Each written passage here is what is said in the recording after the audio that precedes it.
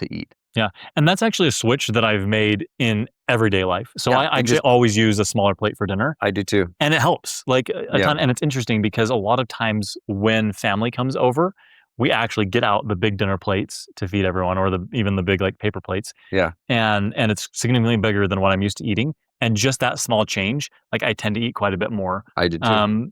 Not even super consciously. Right. And there is a little bit of like the free food mentality that like when you're with family and other people brought things and whatever, it's like free food.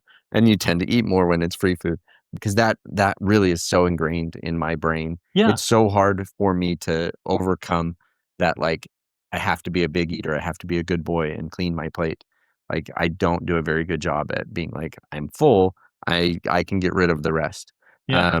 And so that for me is a really important thing, that I eat off a smaller plate, because then it just naturally controls those portion sizes. Well, and it's working with your psychology instead of against it. And I think that's one of the things that a lot of us do is it's like, I'm just going to make these crazy changes.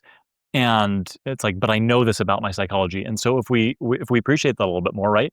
Like this is how I grew up. This is really hard to resist. And so within that context, how do I make some small shifts to make it a little bit healthier, right? Like it's on a spectrum. It's not either like good food, bad food. And the whole conversation of good foods or bad foods misses the point and causes unnecessary shame.